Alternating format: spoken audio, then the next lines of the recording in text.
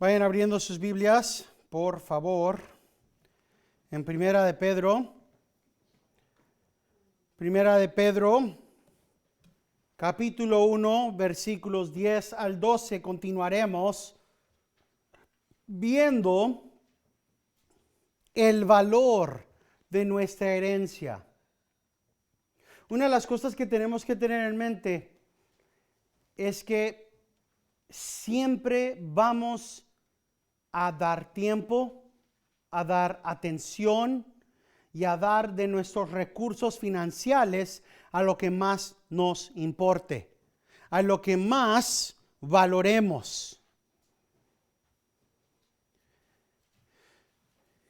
Y cuando estamos hablando de nuestra herencia, la salvación, la herencia eterna, tenemos que tener en mente esta pregunta: ¿qué valor tiene el Señor y la salvación que tienen para ustedes? Ahora muchos dirían, no, pues esa pregunta es fácil. Mucho. Ok. La pregunta que sigue es, ¿cuánto tiempo, pasión, facultad de mente le das a aquello que dices que amas? Dices que amas a Dios. Bien. Dices que valoras a Dios, que Él es, como leemos en las Escrituras, la perla de gran precio, el tesoro más grande que existe, ¿verdad? Pero la pregunta final viene siendo, ¿se alinea tu vida con esa declaración o no? O lo podemos poner como nuestro Señor Jesucristo lo puso: por su fruto os conoceréis. Es sencillo, pero al mismo tiempo muy complejo. Nos ponemos a pensar en la manera en la que todo ha sucedido a través de los tiempos. Leímos: obteniendo como resultado de vuestra fe la salvación de vuestras almas. Estamos hablando de la importancia de esa herencia, de un gozo inefable y lleno de gloria. Y luego vemos que los de tiempos pasados veían esto diferentemente. Lo he dicho casi demasiadas veces, pero continuaré diciéndolo. Nuestro plan de lectura bíblica es el mínimo, la base más mínima de lectura bíblica que deberían de tener cada semana.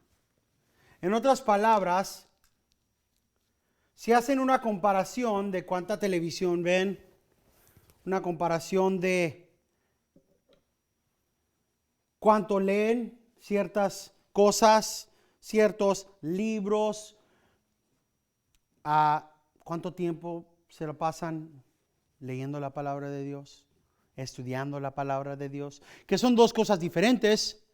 Es muy distinto el leer la palabra de Dios al estudiar la palabra de Dios. Puedes leer un capítulo en menos de 2 minutos, pero puedes estudiar ese capítulo casi toda la vida.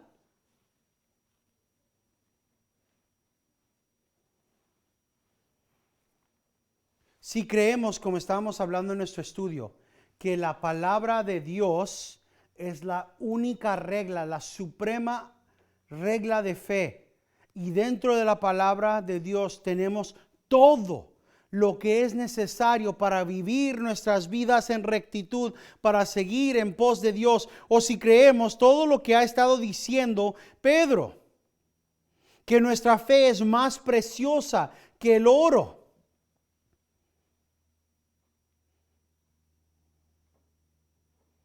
que el Espíritu Santo, trayendo la palabra de Dios a vida, causa que nosotros amemos a un Jesucristo que no hemos visto,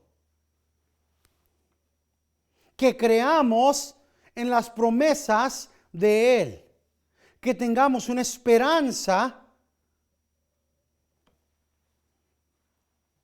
Entonces,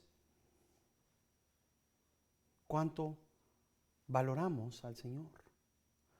Miren, lo he dicho por muchos años, continuaré diciéndolo por muchos años más.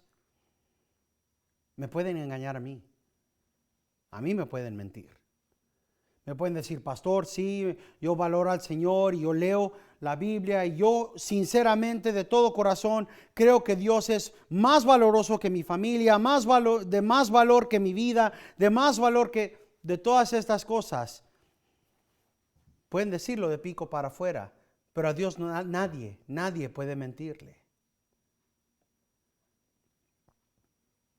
Es la advertencia de la totalidad de las Escrituras, que el Señor mide el corazón, ve a lo más profundo de nuestro ser.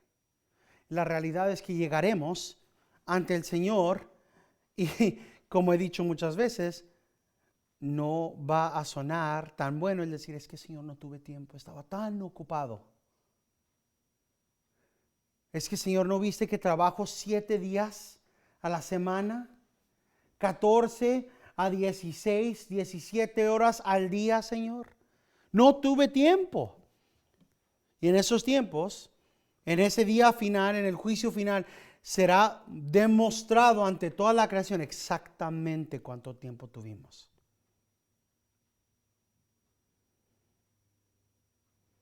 Mi esposa estaba viendo una conversación entre una señora cristiana y una disque cristiana, una Cristina. La señora cristiana estaba diciendo, no deberías de amarte demasiado. Es peligroso que te ames a ti tanto. No es bíblico que te ames a ti tanto. La idolatría del ser, de sí mismo, es muy peligrosa.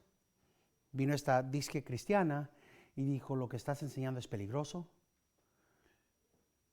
No vas a encontrar ningún lugar en la Biblia donde dice que no deberías de amarte. No es bíblico el decir esto y estás engañando a muchos. Ahora, obviamente, yo estoy hablando con mi esposa de esto y le dije, es fácil. Ve al Evangelio. Cristo dijo, cuenta el costo. Activa tu cerebro. Ve si realmente tienes lo necesario. Y después de eso dijo, si no odias madre, padre, hija, hijo y hasta tu propia vida, no eres digno de ser discípulo mío. Es sencillo.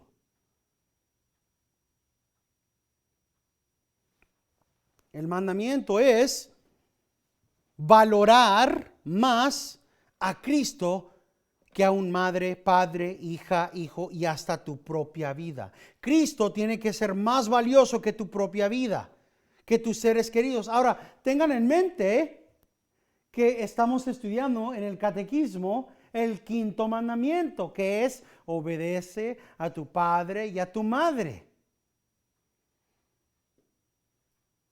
Una vez más, vemos cómo es que Cristo ensalzó los mandamientos.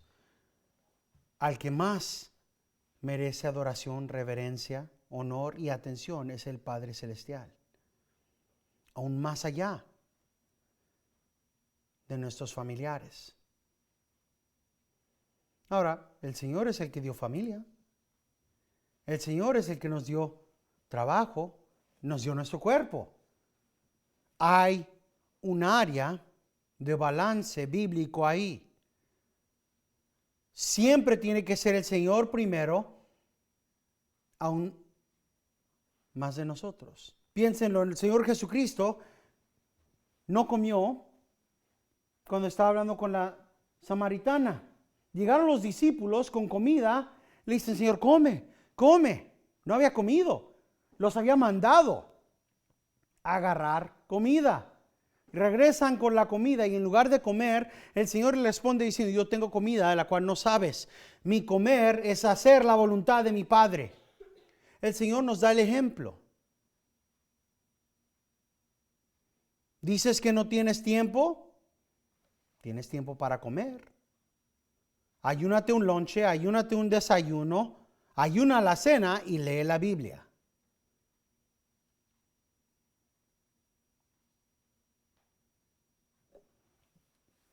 Pero no somos los únicos. Lean conmigo. el versículo 10 al versículo 12 de Primera de Pedro, capítulo 1.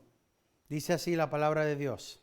Acerca de esta salvación, los profetas que profetizaron de la gracia que vendría a vosotros, diligentemente inquirieron e indagaron, procurando saber qué persona o tiempo indicaba el Espíritu de Cristo dentro de ellos al predecir los sufrimientos de Cristo y las glorias que seguirían. A ellos les fue revelado que no servían a sí mismos, sino a vosotros en estas cosas que ahora os han sido anunciadas mediante a los que predicaron el Evangelio por el Espíritu Santo, enviando del cielo cosas a las cuales los ángeles anhelan mirar. Inclinen su rostro y vamos a nuestro Señor en oración. Señor, te pedimos guianza para honrarte en este estudio, en la apertura de tu palabra, en la predicación y exposición de tu palabra. Ayúdanos, oh Señor. Te pedimos esto en el nombre de Cristo nuestro Redentor. Amén. Inquirieron, buscaron diligentemente. Imagínense lo que está diciendo Pedro aquí. Véanlo. Él está diciendo que esta salvación era de tanto valor que los profetas del Antiguo Testamento, ellos mismos tenían una gran ansiedad, un gran anhelo de buscar diligentemente, inquirir. ¿Qué? ¿Inquirir qué? ¿Qué persona o tiempo indicaba el Espíritu Santo dentro de ellos al predecir los sufrimientos y las glorias que seguirían? David, ya anciano, viendo cuando escribió él el Salmo 2 o el Salmo 110. El Señor dijo a mi Señor, siéntate a mi diestra. El Salmo 2. El Salmo 23. El Salmo que más apunta a la crucifixión. El Salmo 22. Aquí está, si se pueden imaginar, David en su ansiedad, viendo, ¿de quién habla? Aquí, Señor. Tu Espíritu me guió y estaba hablando, pero mis manos no han sido perforadas. ¿Quién es este del cual estoy hablando? Isaías, viendo lo que escribieron aquellos que vivieron antes de él. Señor, ¿de quién hablaba Moisés en Génesis 3:15? ¿Quién era? ¿Quién era el que iba a pisar la cabeza de la serpiente? Saben que no estamos solos. De hecho, Eva era entre las primeras que estaba buscando quién iba a cumplir esto.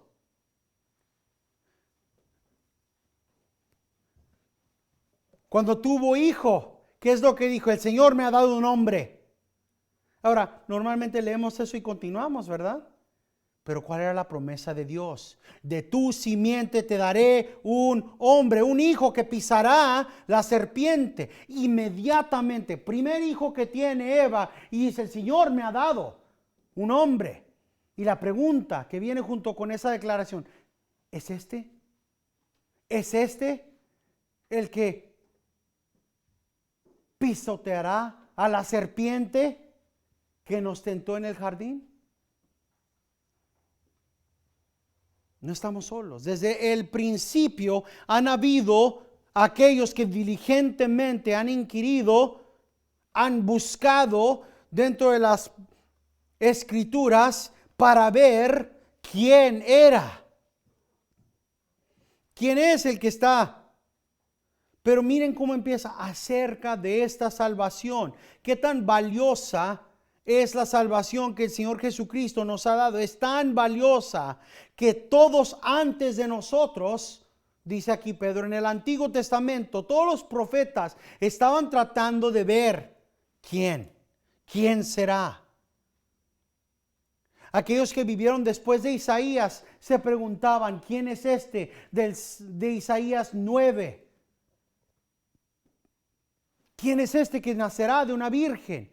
¿Quién es este que será llamado príncipe de paz? ¿Quién es este del que está escrito en Isaías 53 que todos nuestros pecados serán puestos sobre él?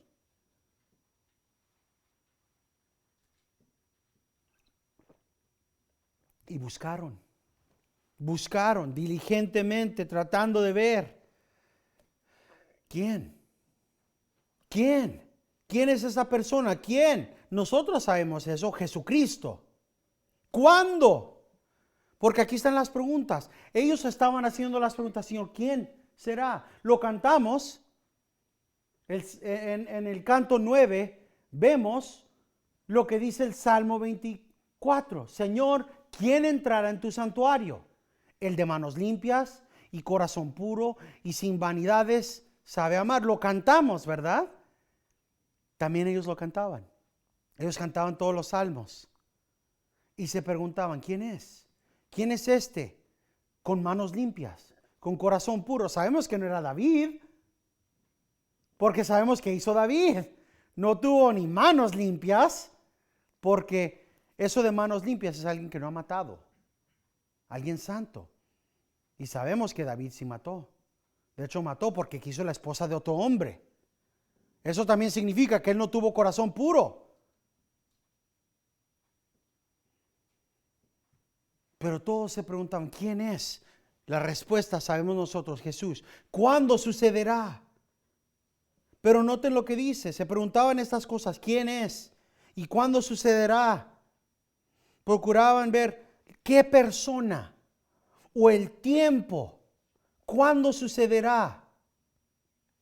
Les dije, si se acuerdan cuando estábamos en Isaías 40, que Isaías escribió los acontecimientos que iban a suceder a 150 años cuando saldrían de la cautividad de Babilonia. ¿Se acuerdan? Ahora imagínense aquellos cautivos. ¿Cuándo vamos a salir de aquí? ¿Quién es el Redentor?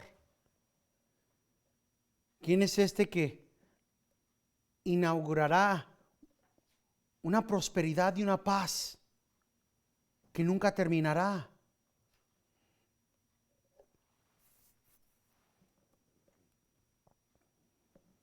Dice Juan Calvino aquí, Pedro nos encomienda al valor de la salvación, porque los profetas tenían en sus mentes intensamente, buscando diligentemente esta realidad, porque era una grande cosa y poseía una excelencia peculiar, de tal manera que encendía dentro de los profetas un espíritu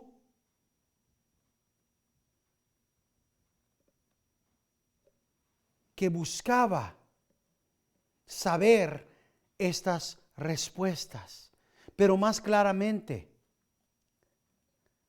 demuestra la bondad del Señor para con nosotros en este caso, porque mucho sabemos nosotros, mucho ha salido a conocimiento que los profetas nunca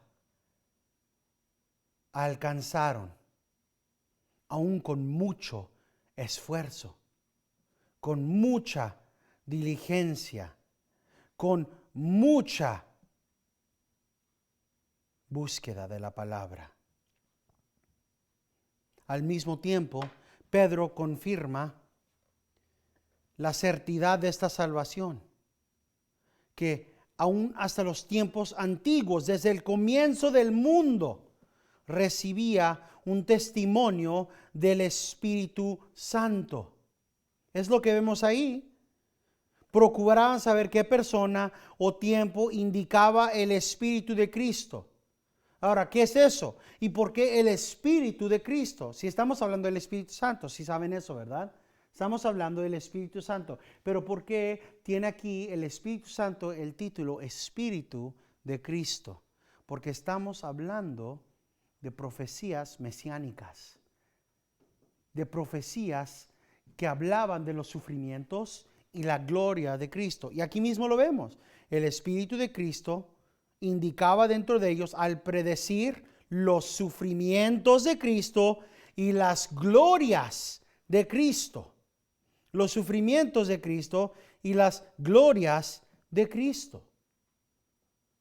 Profetizadas por el Espíritu Santo.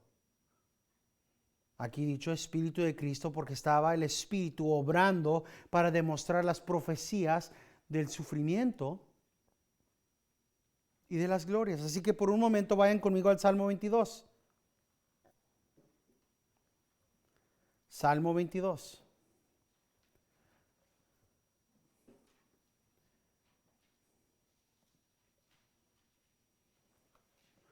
En lo que van ahí vamos a hablar qué es lo que ha demostrado el Espíritu Santo. ¿Desde cuándo ha estado el Espíritu Santo proclamando, profetizando el sufrimiento y las glorias de Cristo? Vemos primero el sufrimiento. En Génesis 3:15, el protoevangelium. Y nuestra hermana Bessie está aquí, así que ella ya sabe que sus hijas aprendieron esa palabra mucho antes que muchos adultos supieran qué es lo que era. De hecho, sus hijas aprendieron que era el protoevangelium antes que ella.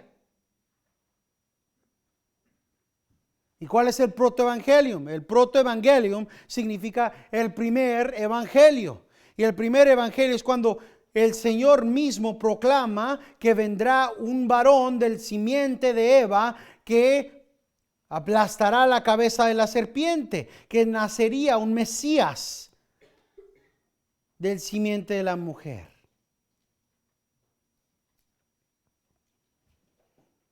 Pero también acuérdense, no nada más está proclamado las glorias, la victoria, aplastará la cabeza de esa serpiente, pero ¿qué le sucederá a la plantilla de ese Mesías? ¿Alguien? ¿Qué haría la serpiente? A la plantilla de el Mesías la heriría, lo lastimaría. No gravemente, no permanentemente, pero está aún profetizado desde Génesis. Inmediatamente después de la caída, el sufrimiento del Mesías. Y eso nos lleva al Salmo 22. Leeremos el versículo 1 y luego el versículo 7 y 8 y el 18. Así que 1 dice: ¿por qué estás tan lejos de mi salvación y de las palabras de mi clamor? Versículo 7. Todos los que me ven de mí se burlan, hacen muecas con los labios, menean la cabeza diciendo que se encomiende al Señor, que Él lo libre, que Él lo rescate, puesto que en Él se deleita. Y finalmente el versículo 18. Reparten mis vestidos entre sí y sobre mi ropa echan suertes. Ahora, ya hemos nosotros memorizado varios cantos a este punto en nuestro tiempo juntos. Quiero estresar algo muy importante. El Padre Celestial no abandonó al Hijo, no puede separarse la Trinidad. Así que entonces, ¿qué sucede cuando Cristo dice: Padre, ¿por qué me has abandonado? Es simple.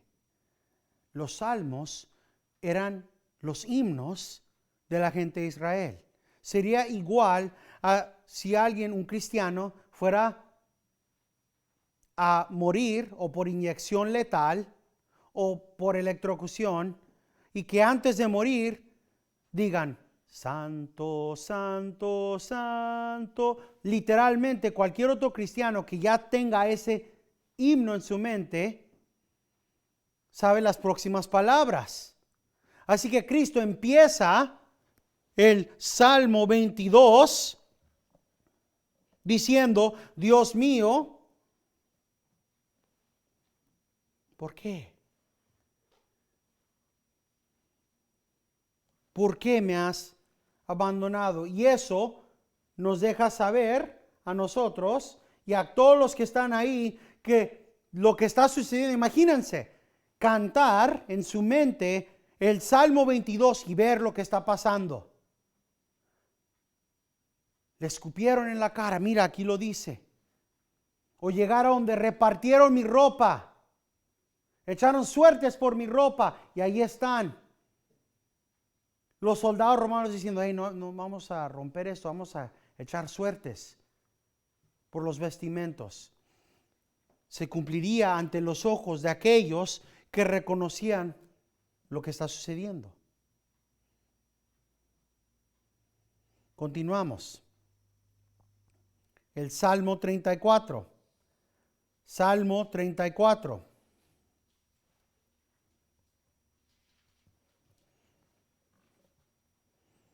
Salmo 34, versículos 19 y 20. Salmo 34, versículo 19 y 20. Muchas son las aflicciones del justo, pero de todas ellas lo libra el Señor. Él guarda todos sus huesos, ni uno de ellos es quebrantado. ¿Qué es lo que sucedió en la crucifixión? Cristo es el único que ha tenido y tiene la autoridad. Él dijo, nadie quita mi vida. Yo tengo la autoridad de dar mi vida y de tomarla de nuevo. Y lo vemos en la cruz. ¿Qué es lo que dice? Tetelestai. Ya ha sido terminado. Está completo la obra de salvación. ¿Y qué es lo que leemos inmediatamente después de eso? Y dio el Espíritu.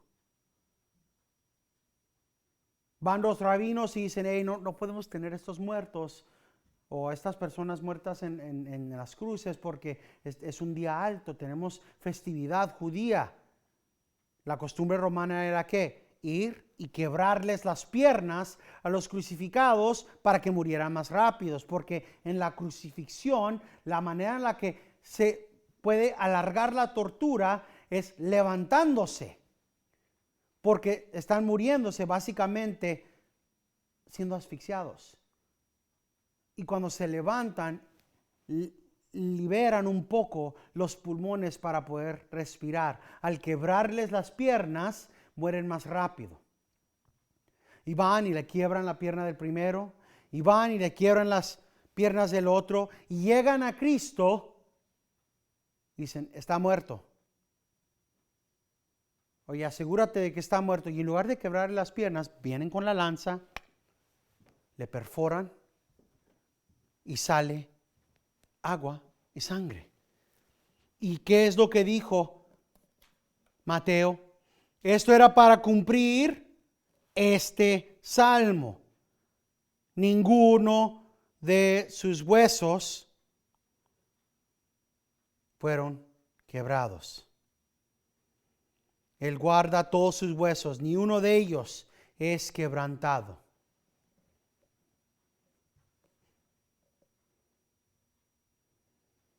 Salmo 69.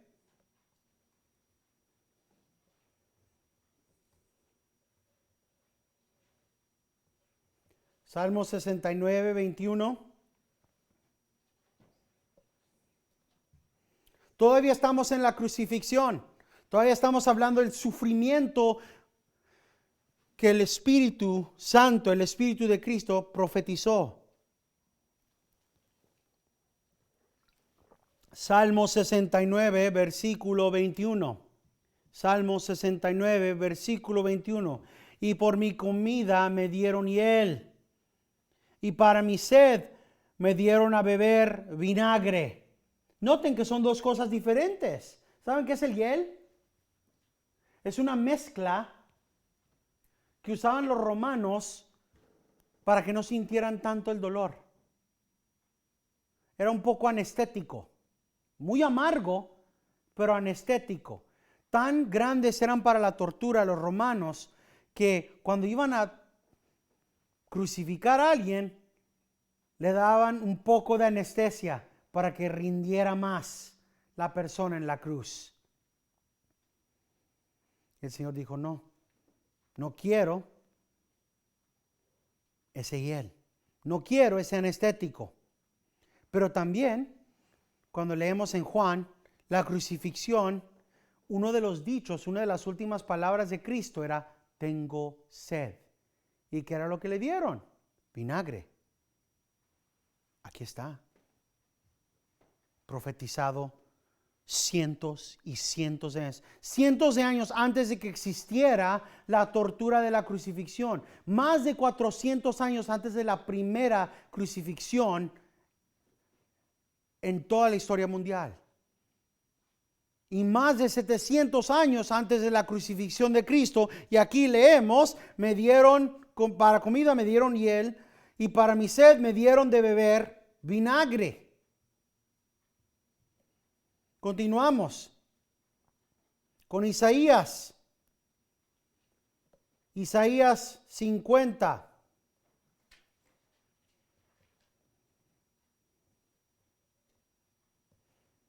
Isaías 50.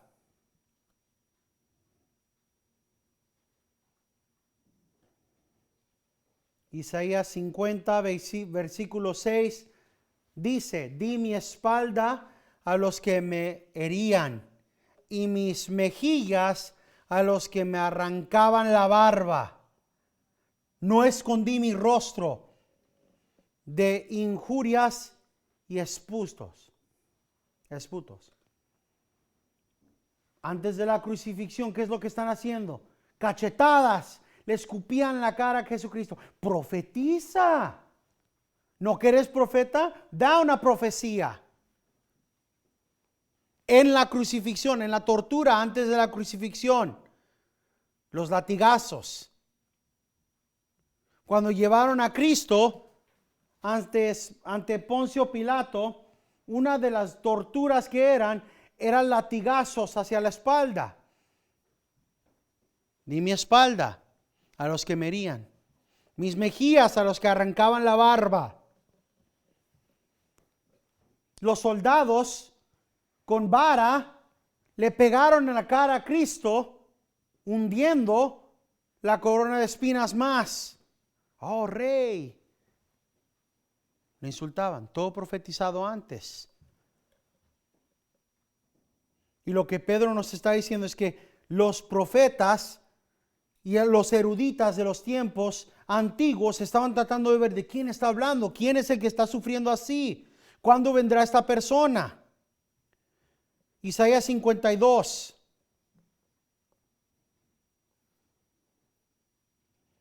Isaías 52. Versículos 14 y 15. Si no los están leyendo, escríbanlos. Está perfectamente bien. Isaías 52, versículos 14 y 15. De la manera que muchos se asombraron de ti, pueblo mío, así fue desfigurada su apariencia, más que la de cualquier hombre, y su aspecto más que el de los hijos de los hombres. Ciertamente Él asombrará a muchas naciones. Los reyes cerrarán la boca ante Él, porque lo que no les habían contado verán, y lo que no habían oído entenderán.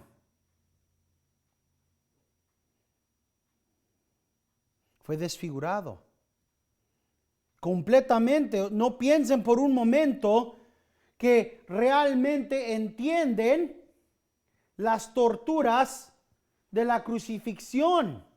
Era todo un proceso de tortura desde el comienzo, y los azotes iniciales donde les arrancaban la piel de la espalda hasta lo que continuaba aún en la cruz. Ya estaban sufriendo, tenían que cargar su propia cruz sobre esas espaldas rasgadas, Y luego llegan, mira, aquí te tenemos un anestético, tómatelo. Y luego vienen los clavos.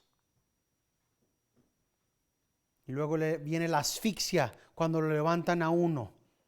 Estaba uno tan desfigurado. El Señor estaba tan desfigurado, dice aquí, que su apariencia era desfigurada más que cualquier hombre. No era reconocible.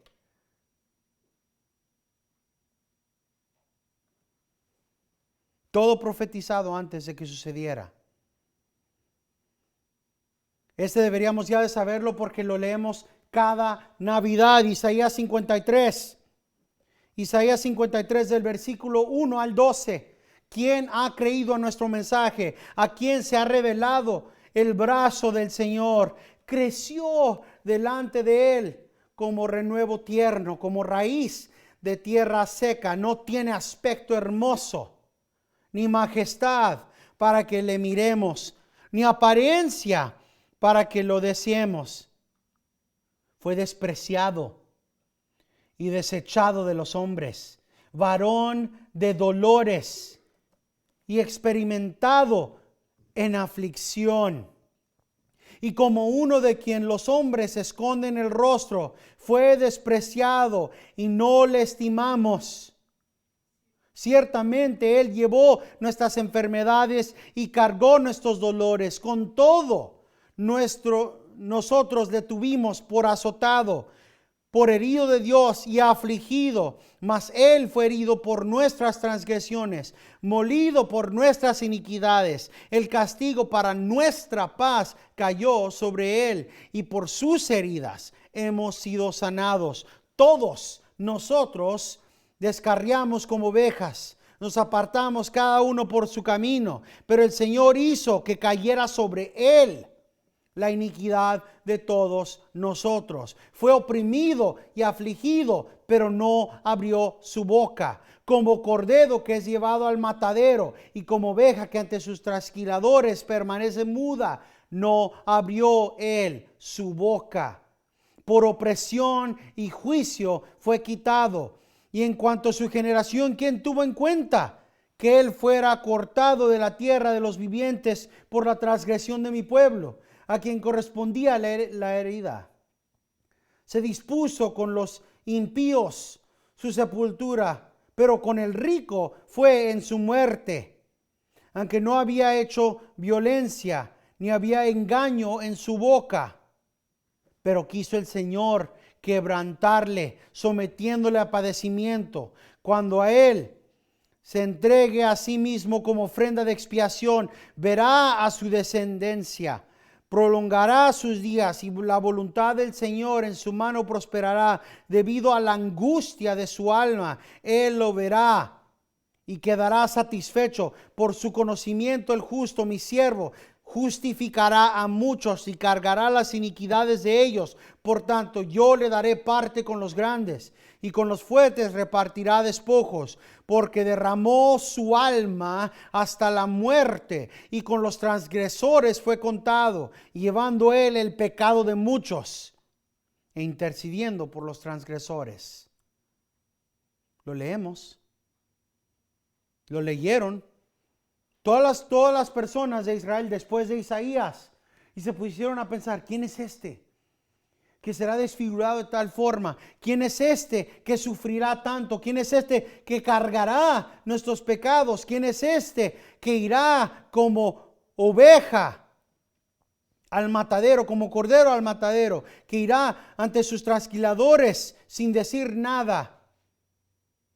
Fue nuestro Señor ante el sumo sacerdote, y a cachetadas y escupidas, insultos. Y dice Mateo y Marcos, no abrió su boca en cumplimiento de esto. Nunca dijo: ¿qué están haciendo?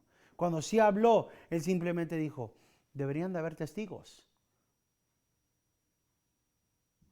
Me preguntan conforme a la ley, pero en contra de la ley me azotan. Aún así,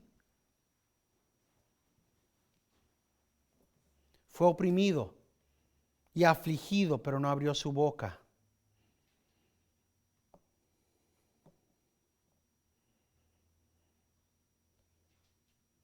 Todo profetizado antes. Ahora, regresemos al punto. El punto es que era tan valioso para aquellos profetas antiguos que se estaban preguntando, ¿cuándo sucederá? ¿Quién es este? Viene un redentor, viene un redentor.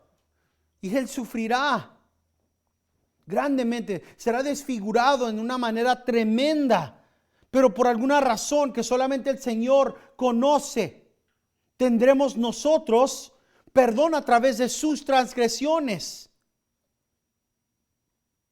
Vino el Señor Jesucristo y sanó a muchos judíos para que se cumpliera ciertamente. Él llevó nuestras enfermedades. Cuando le preguntó Juan, ¿eres Juan el Bautista? ¿Eres el Mesías o esperamos a otro?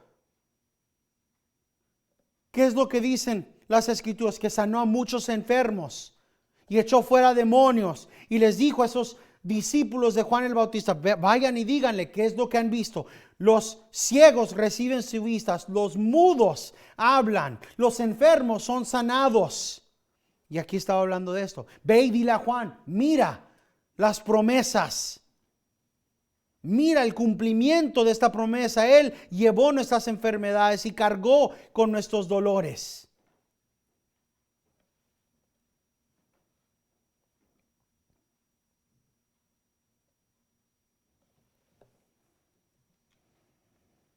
Vamos a Zacarías 12:10.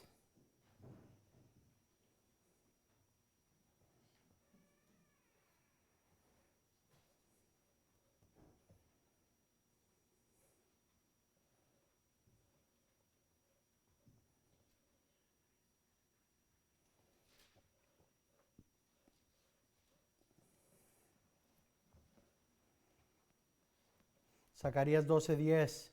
Y derramaré sobre la casa de David y sobre los habitantes de Jerusalén el espíritu de gracia y de súplica, y me mirarán a mí, a quien han traspasado, y se lamentarán por él, como quien se lamenta por un hijo único, y orarán por él, como se llora por un primogénito.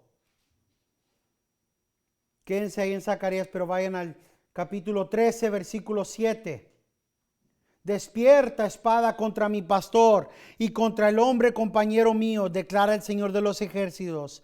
Heriré al pastor y dispersarán las ovejas, y volveré mi mano contra los pequeños. ¿Qué es lo que sucedió antes de la crucifixión? Están en el jardín y dice el Señor, esta noche me van a abandonar todos ustedes. Pero ¿saben qué? No estoy solo, porque el Padre está conmigo.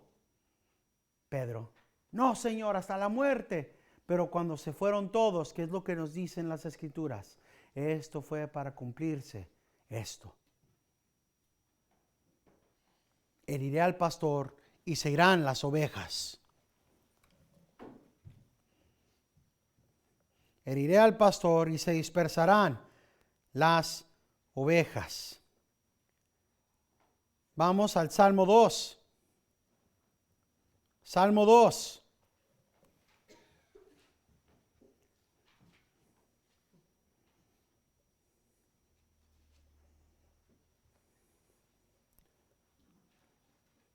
¿Por qué se sublevan las naciones y los pueblos traman cosas vanas? Se levantan los reyes de la tierra y los gobernantes traman unidos contra el Señor y contra su ungido, diciendo, rompamos sus cadenas y echemos de nosotros sus cuerdas. El que se sienta en los cielos se ríe. El Señor se burla de ellos. Luego les hablará en su ira y en su furor los aterrará. Pero yo he consagrado a mi rey sobre Sión, mi santo monte. Ciertamente anunciaré el decreto del Señor que me dijo, mi hijo eres tú, yo te he engendrado hoy. Pídeme y te daré todas las naciones. Te daré las naciones como herencia tuya y como posesión tuya los confines de la tierra. Tú los quebrantarás con vara de hierro, lo desmenuzarás como vaso de alfarero. Ahora pues, oh reyes, mostrad discernimiento, recibid amonestación, oh jueces de la tierra. Adorad al Señor con reverencia y alegraos con temblor. Honrad al Hijo para que no se enoje y perezcáis en el camino, pues puede inflamarse de repente su ira. Cuán bienaventurados son todos los que en él se refugian. Y todas las personas se están preguntando, ¿quién es este rey? Lo escribe David, y todos los reyes que siguen David se están preguntando, ¿quién es este rey? ¿De quién está hablando aquí? ¿Cuál es el rey al cual yo no quiero hacer enojar? ¿Cuál es el rey al cual el Señor dijo, siéntate a mi diestra?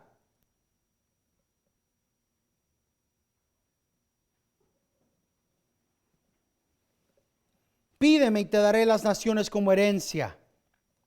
¿Quién es este rey que tiene el poder de destruir naciones con vara de hierro? El Salmo 16, versículo 10 dice, pero tú no has abandonado mi alma a Seol. No has dejado que tu santo vea la corrupción. El Salmo 22 dice, yo diré de tu nombre a mis hermanos, entre la congregación te adoraré. Nos falta el tiempo. Así que si tienen algo con que escribir, les voy a dar la lista. Les voy a dar la lista para que puedan leer los demás.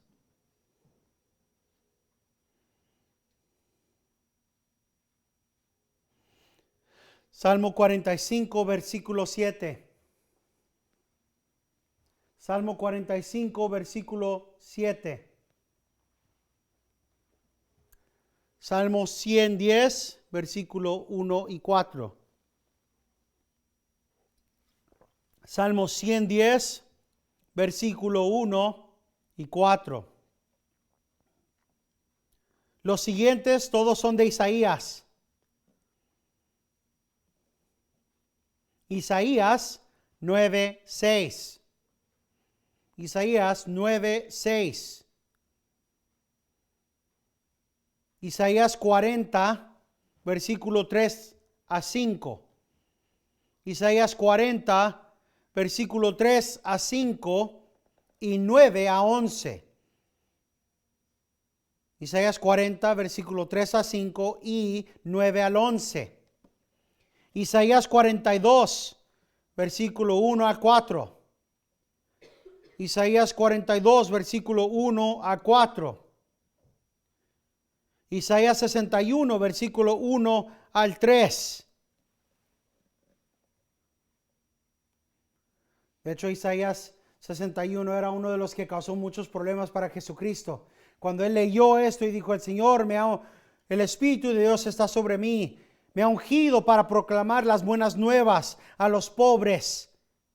Y después les dice a aquellos, hoy se ha cumplido esto entre ustedes, y se enojaron. Como de que nosotros somos pobres y cautivos.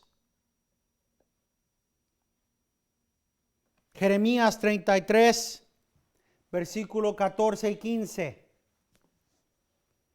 Jeremías 33, versículo 14 y 15.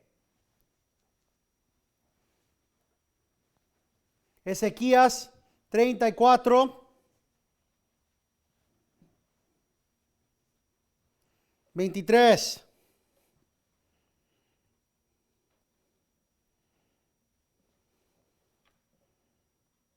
Ezequiel. Ezequiel 34, 23. Ezequiel 34, 23. Daniel 7, versículo 13 y 14. Daniel 7, versículo 13 y 14. Malaquías 3. Malaquías 3. 1 al 3. Todos estos versículos, todos estos están profetizando el sufrimiento del Mesías. Claro que en ellos vamos a ver unas pizcachas también de las glorias, pero no son todos los que pueden encontrar muchos más. Acuérdense que el Señor cumplió más de 300 profecías. Ahora, algunos de los versículos que hablan de las glorias del Mesías o de la gente del Mesías. Isaías 51, 11. Pensaban que había terminado, ¿verdad? Isaías 51:11. Isaías 60, versículos 1 y 2. Isaías 62, versículo 2 al 5. Isaías 62, versículo 2 al 5. Jeremías 31. Jeremías 31, versículo 31 al 34. Jeremías 31, versículo 31 al 34. Daniel, capítulo 7, versículo 18 y 27. Joel, capítulo 2. Joel, capítulo 2, versículo 28 al 32.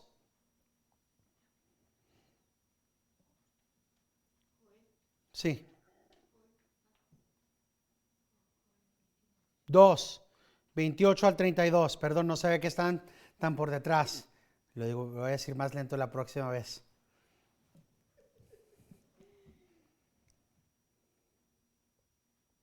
Amós 9. Capítulo 9. Versículo 13 al 15. 9, versículo 13 al 15. Todos estos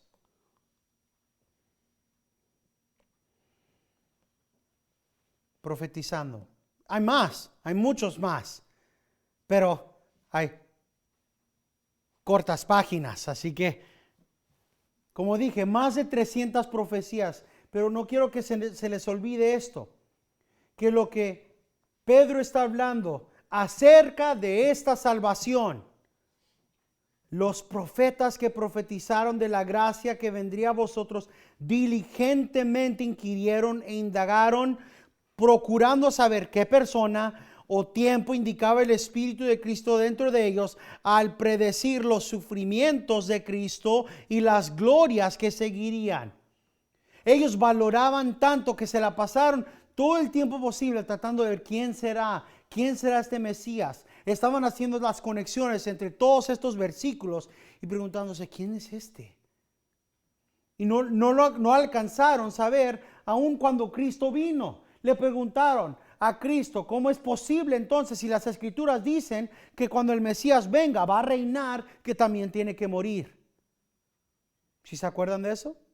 Que le preguntaron a Cristo, ¿cómo puedes decir que el Mesías tiene que morir si se supone que va a reinar para siempre? Aún hasta el tiempo de Cristo no tenían la respuesta. Aún hasta ese tiempo todavía no sabían, pero no lo esperaba el que seguían buscando. Ahora, esta es nuestra meditación para la semana. Nosotros ya tenemos la respuesta. Tenemos, como hablamos en la escuela dominical, el canón completo de Génesis, Apocalipsis. Nosotros tenemos la respuesta que ellos buscaban. Ellos se la pasaron toda la vida buscando una respuesta que nunca recibieron hasta cuando pasaron y están en la presencia del Señor. Nosotros tenemos esa respuesta.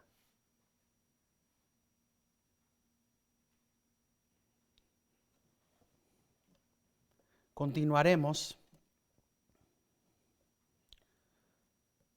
la próxima semana, pero vean cómo es que cierra esta sección Pedro. A ellos les fue revelado que no servían a sí mismos, sino a vosotros.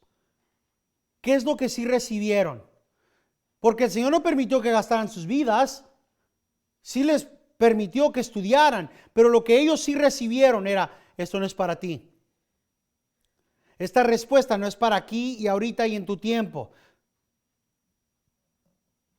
no servían a sí mismos, sino a ustedes, a vosotros, en estas cosas que ahora han sido anunciados mediante a los que predicaron el Evangelio, mediante a los apóstoles de Cristo por el Espíritu Santo, enviado del cielo, cosas a las cuales los ángeles anhelan mirar. Y ahí empezaremos con el final del versículo 12 la próxima semana. Terminamos con las palabras de Pablo en Romanos 15:5.